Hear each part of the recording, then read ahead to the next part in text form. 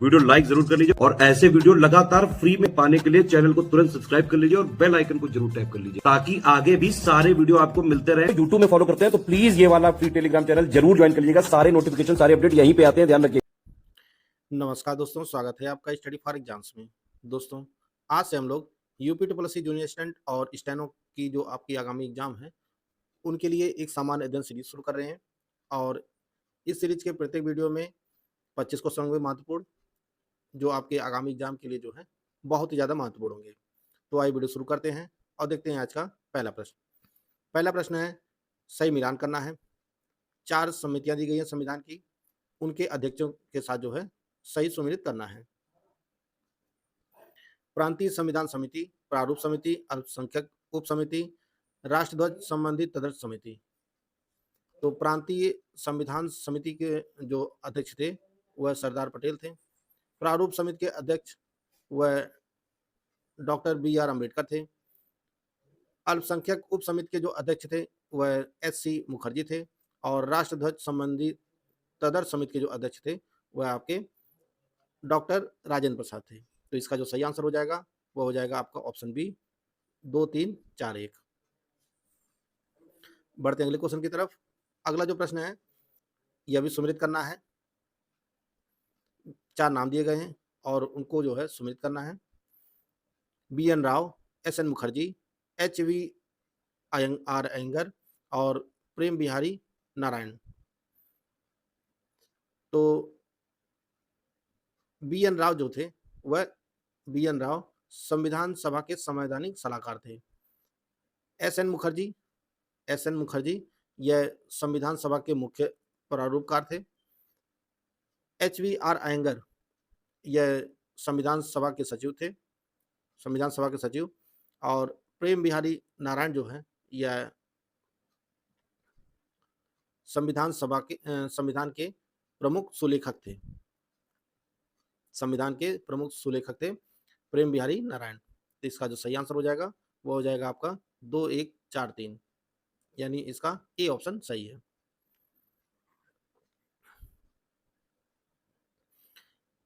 निम्नलिखित में से सुमेलित नहीं है।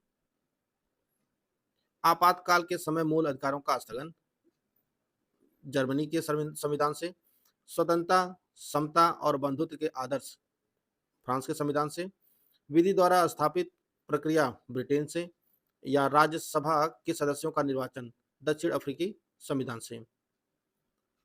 तो इसमें जो सही सुमेलित नहीं है उसको आपको पहचानना है। तो इसका जो सही आंसर है वह आपका ऑप्शन सी है। विधि द्वारा स्थापित प्रक्रिया यह ब्रिटेन के संविधान से नहीं लिया गया है, यह जापान के संविधान से लिया गया है, जापान के। बाकी तीनों जो है A, B और D तीनों युग्म जो है सही है। भारतीय संविधान की प्रस्तावना में शामिल निम्नलिखित सिद्धांतों को क्रमानुसार व्यवस्थित करना है। लोकतांत्रिक, गणराज्य, धर्मनिरपेक्ष और समाजवादी। तो भारतीय संविधान की प्रस्तावना में जो ये सिद्धांत हैं उनका जो सही क्रम है वह है समाजवादी, धर्मनिरपेक्ष, लोकतांत्रिक, गणराज्य। यह जो है सही क्रम है। तो इसका जो सही आंसर है वो आपका 4, 3, 1, 2, इसका डी ऑप्शन सही है। राज्य पुनर्गठन अधिनियम 1956 के तहत कितने राज्य बनाए गए थे? तो राज्य पुनर्गठन अधिनियम 1956 के तहत जो है कुल 14 राज्य और 6 केंद्र शासित प्रदेश बनाए गए थे। इसका जो सही आंसर हो जाएगा वह हो जाएगा आपका ऑप्शन सी। बढ़ते अगले क्वेश्चन की तरफ। अगला जो प्रश्न है वह आपका, निम्नलिखित में से कौन से अधिकार भारतीय नागरिकों और गैर नागरिकों दोनों को प्राप्त हैं? अनुच्छेद 14, 16, 19, 21। तो इसका जो सही आंसर है वह आपका ऑप्शन डी सही है, 1 और 4। अनुच्छेद 14 और 21 इसके अंतर्गत जो 2 अधिकार आते हैं वह भारतीय और गैर भारतीय जो नागरिक हैं उनको दोनों को भी प्राप्त है। तो इसका डी ऑप्शन सही है।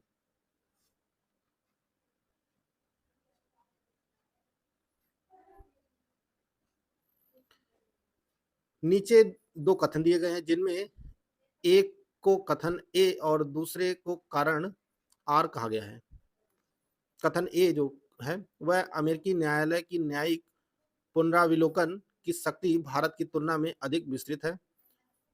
आर कारण जो है वह दूसरा, भारतीय संविधान अमेरिकी संविधान की तुलना में बहुत लंबा, इसमें अधिकांश मामलों में संवैधानिक प्रावधान स्पष्ट रूप से लिखे हैं। तो इसमें कौन सा कथन जो है सही है आपको पहचानना है। तो इसका जो सही आंसर है वह है आपका ऑप्शन ए। कथन ए तथा कारण आर दोनों सही हैं और कारण कथन की सही व्याख्या करता है। इसका ए ऑप्शन जो है वह सही है।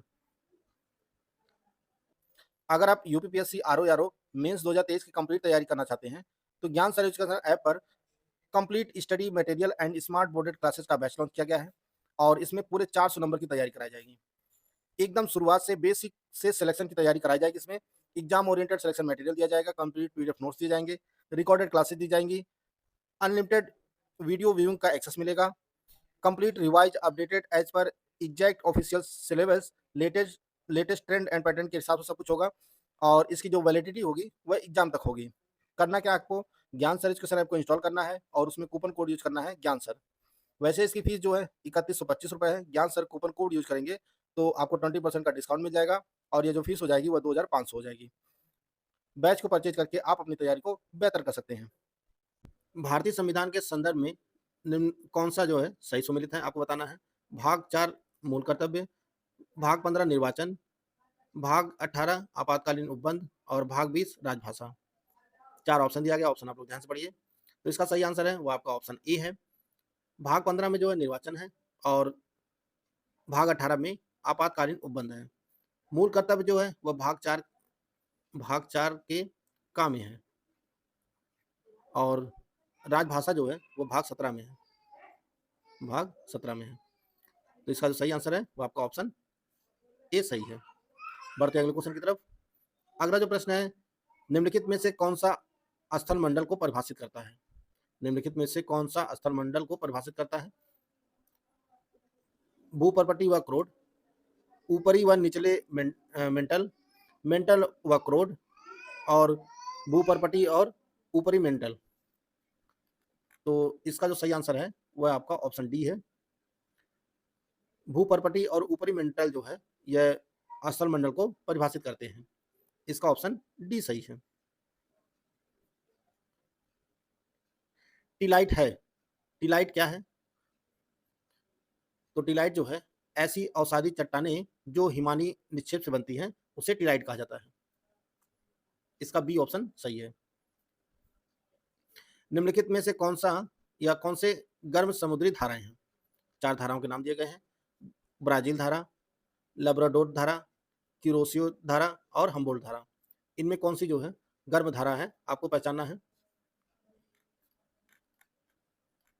4 ऑप्शन दिया गया है। तो इसका जो सही आंसर है वह आपका ऑप्शन सी है। ब्राजील धारा और क्यूरोसियो धारा, ये दोनों धाराएं जो है गर्म धारा हैं। बाकी लैब्राडोर और हम्बोल्ट जो है वह ठंडी जल धारा है। इसका ऑप्शन सी सही है। भारत दुनिया का कौन से स्थान पर है उपभोक्ता के मामले में कोयला के। तो भारत जो है दुनिया का दूसरा सबसे बड़ा कोयले का उपभोक्ता है। इसका ऑप्शन ए सही है। बरमूडा त्रिभुज कहाँ स्थित है। उत्तरी प्रशांत महासागर में, दक्षिणी प्रशांत महासागर में, उत्तरी अटलांटिक महासागर में और दक्षिणी अटलांटिक महासागर में। तो बरमूडा ट्रायंगल जो है यह उत्तरी अटलांटिक महासागर में स्थित है और इसकी खोज जो है 1503 में की गई थी। 1503 में। बढ़ते अगले क्वेश्चन की तरफ। अगला जो क्वेश्चन है, निम्नलिखित में से कौन सा सही सुमेलित नहीं है। 4 दर्रे दिए गए हैं, बनिहाल, खरदुंगला, फोटुला और सीपी कला।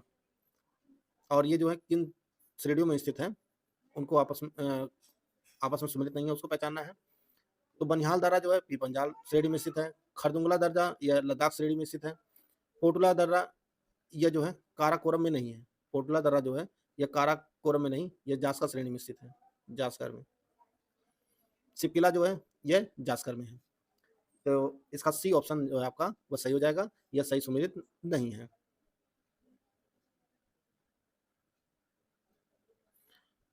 अगला प्रश्न है, निम्नलिखित में से कौन सा या कौन से सही सुमेलित हैं? गेहूं, एक तरफ फल दिया गया है, दूसरी तरफ जो है खाने योग्य भाग दिया गया है।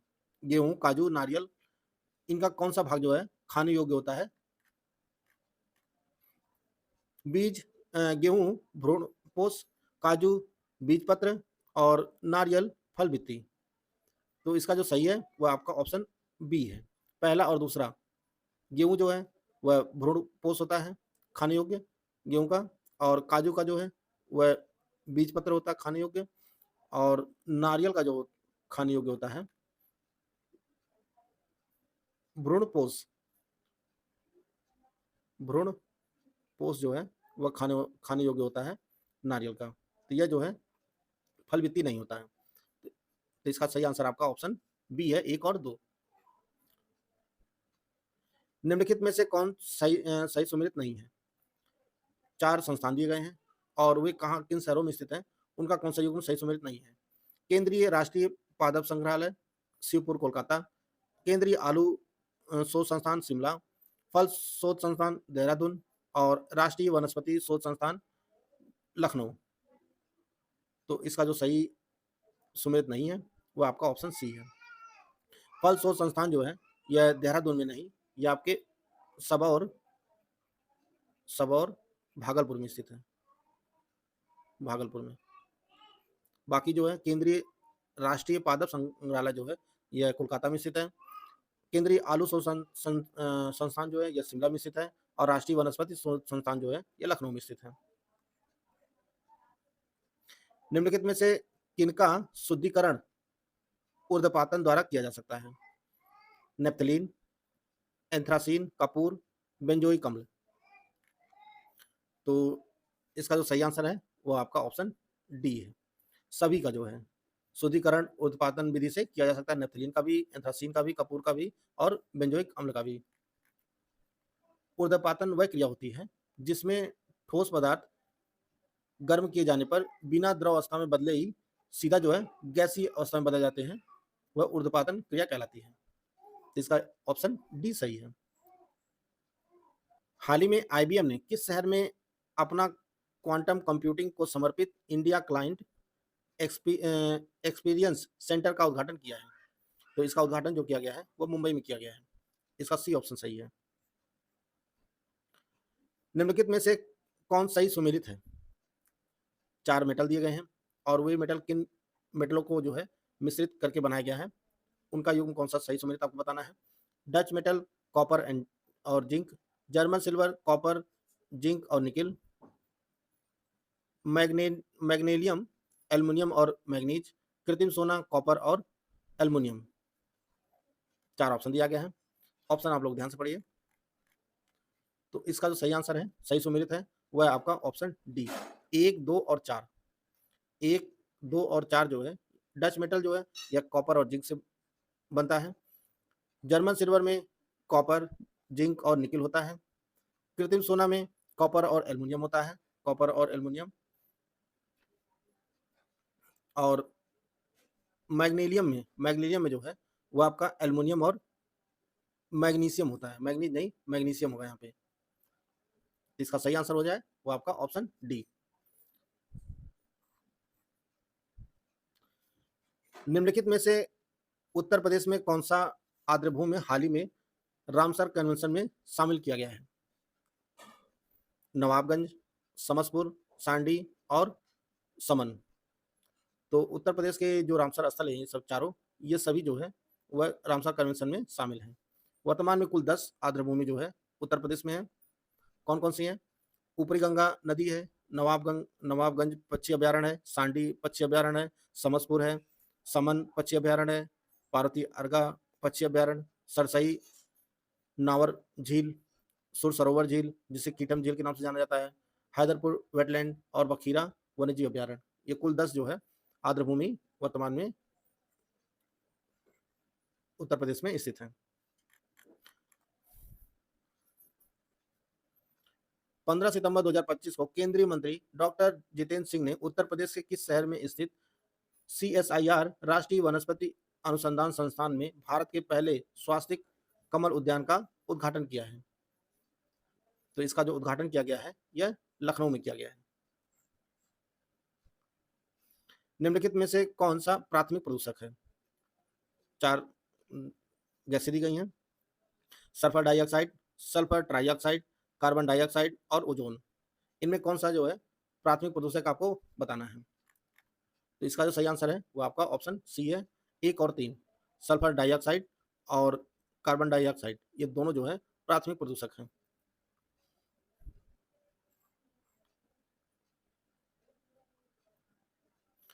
निम्न में से निम्नलिखित को जो है कालानुक्रम में व्यवस्थित करना है।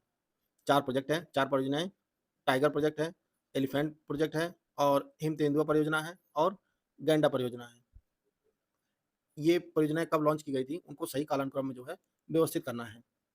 तो टाइगर प्रोजेक्ट जो है, टाइगर वाला, यह आपका 1973 में शुरू किया गया था, 1973 में। एलिफेंट वाला ये 1992 में शुरू किया गया था। तेंदुआ परियोजना जो है 2009 में। हिम तेंदुआ परियोजना जो है यह 2009 में और गैंडा परियोजना जो है यह 1987 में। इसका जो सही आंसर हो जाएगा आपका 1, 4, 2, 3, इसका डी ऑप्शन जो है वह सही है। टाइगर प्रोजेक्ट 1973 में, एलिफेंट प्रोजेक्ट जो है यह 1992 में, हिम तेंदुआ परियोजना जो है 2009 में और गैंडा परियोजना जो है 1987 में शुरू हुई थी। निम्नलिखित में से कौन भारत में जैव विविधता हॉटस्पॉट नहीं है? पूर्वी घाट, पश्चिमी घाट, इंडो बर्मा, हिमालय क्षेत्र। तो जैव विविधता हॉटस्पॉट नहीं है, वह आपका ऑप्शन ए पूर्वी घाट। भारत में जो है कुल 4 जैव विविधता हॉटस्पॉट हैं। कौन कौन से? एक हिमालय क्षेत्र है, पश्चिमी घाट है, इंडो वर्मा है और सुंडालैंड है, सुंडालैंड।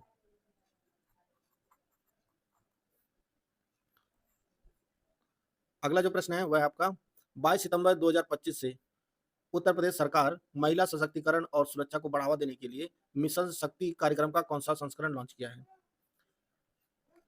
तो जो 22 सितंबर 2025 को लॉन्च किया गया है वह मिशन शक्ति का 5वां संस्करण लॉन्च किया गया है। इसका ऑप्शन सी सही है। तो दोस्तों ये कुछ महत्वपूर्ण प्रश्नोत्तरी थी जो आपके एग्जाम के लिए बहुत ज़्यादा महत्वपूर्ण है। वीडियो अगर आपको अच्छा लगा तो लाइक कर सकते हैं, चैनल को सब्सक्राइब कर लीजिए। मिलते हैं नेक्स्ट वीडियो में, तब तक के लिए जय हिंद, जय भारत।